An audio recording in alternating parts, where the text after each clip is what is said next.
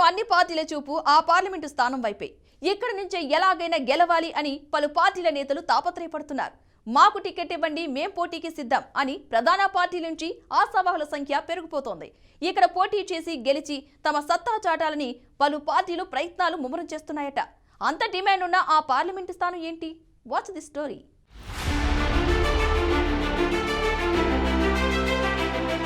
Medak parliament స్థానాన్ని అన్ని పార్టీలు చాలా సీరియస్ గా తీసుకున్నాయి.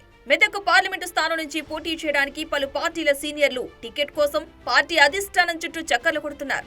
రాష్ట్రంలో గెలిచి ప్రభుత్వం ఏర్పాటు చేసిన కాంగ్రెస్ అదే ఊపులో ముందుకు వెళ్లే ప్రయత్నం చేస్తుంటే, మొన్న జరిగిన ఎన్నికల్లో ఓడిపోయాం అనే కసితో బీఆర్ఎస్ పార్టీ ముందుకు పోతుందట. ఇక కమలం పార్టీ కూడా మోదీ చరిష్మాతో ఈ స్థానాన్ని తమ ఖాతాలో వేసుకోవాలని చూస్తోంది. మెదక్ పార్లమెంటు స్థానం నుంచి ఈసారి హేమా హేమీలు పోటీలో ఉంటారు అని జోరుగా ప్రచారం జరుగుతోంది.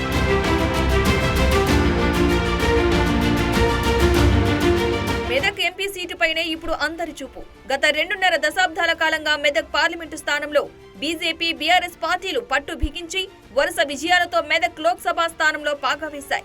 1998లో జరిగిన పార్లమెంటు ఎన్నికల్లో దివంగత కాంగ్రెస్ సీనియర్ నేత మొగిలిగుండ బాగారెడ్డి ఎంపీగా గెలుపొందగా, ఆ తర్వాత మళ్లీ ఇప్పటి వరకు కాంగ్రెస్ ఆ స్థానంలో గెలవలేదు.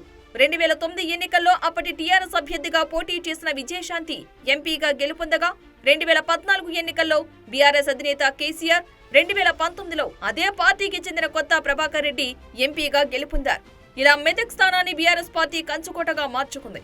మరోవైపు మాజీ మంత్రి హరీష్ రావు కూడా మెదక్ ఎంపీ స్థానంలో బీఆర్ఎస్ గెలిచేలా కార్యకర్తలకు దిశానిర్దేశం చేస్తున్నారట.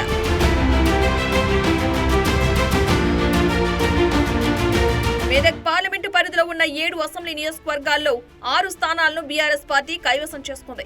కాబట్టి ఇక్కడ బీఆర్ఎస్ పార్టీ గెలుపు నల్లేరు మీద నడకే అని ఆ పార్టీ వర్గాలు అంటున్నాయి. కాగా రాష్ట్రంలో బీఆర్ఎస్ ఓటమి పాలైన నేపథ్యంలో కేసీఆర్ ఇక్కడ ఉండటం కంటే మెదక్ ఎంపీగా గెలిచి ఢిల్లీ నుంచే చక్రం తిప్పుతారని బీఆర్ఎస్ పార్టీ వర్గాలు చెబుతున్నాయి. ఒకవేళ ఎంపీగా కేసీఆర్ పోటీలో లేకుంటే మాత్రం ఈ పార్టీ నుంచి పోటీ చేయడానికి ఆశావాహుల లిస్ట్ చాలానే ఉంది.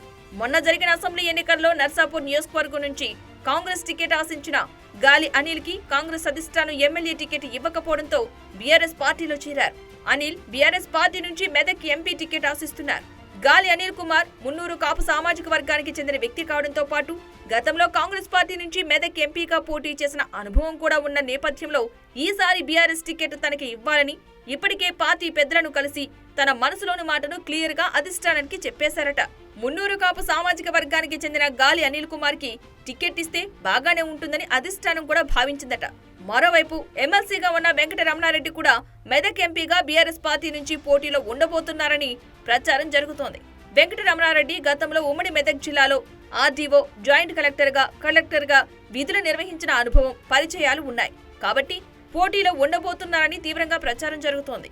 మెదక్ పార్లమెంటు పరిధిలోని కొంతమంది నేతలతో వెంకట రమణారెడ్డి నిత్యం టచ్ లో ఉంటున్నారు. వారి కోసం విందు భోజనాలు ఏర్పాటు చేసి తాను పోటీలో ఉంటే మీరంతా తనకు తోడుగా నిలవాలని కోరుతున్నట్లు సమాచారం.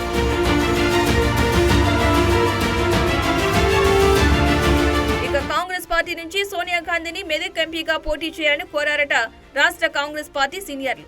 గతంలో ఇదే మెదక్ ఎంపీ స్థానం నుంచి ఇందిరాగాంధీ పోటీ చేసి గెలిచి దేశ ప్రధాని అయ్యారని, అందుకే మళ్లీ ఇక్కడి నుంచి సోనియా గాంధీని పోటీ చేయించాలని భావిస్తున్నారట.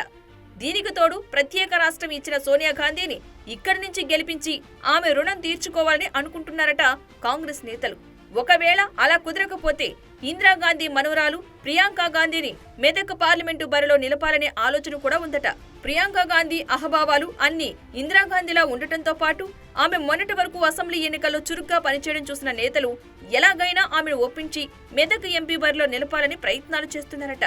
ఒకవేళ వీళ్లు పోటీలో లేకుంటే జగ్గారెడ్డి, మైనంపల్లి హనుమంతరావు, విజయశాంతి మెదక్ ఎంపీ టికెట్ ఆశిస్తున్నట్లు సమాచారం.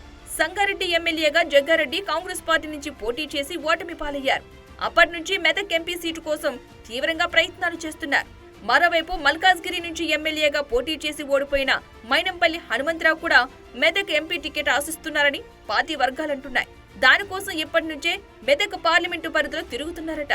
ఇటీవల కూడా సిద్దిపేట జిల్లా కాంగ్రెస్ పార్టీ కార్యాలయానికి భూమి పూజ చేయడానికి మైనంపల్లి సిద్దిపేటకు రావడం, ఆ కార్యక్రమానికి పెద్ద ఎత్తున కాంగ్రెస్ కార్యకర్తలను, సీనియర్ లీడర్లను ఇందులో భాగస్వామ్యం చేయడం చూస్తుంటే ఇవన్నీ మెదక్ ఎంపీ సీటు కోసమే అని ప్రచారం జరుగుతోంది.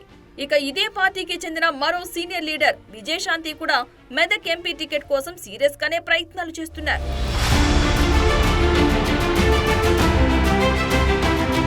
ఇక బీజేపీ పార్టీ కూడా మెదక్ ఎంపీ సీట్ను సీరియస్ గా తీసుకుంది.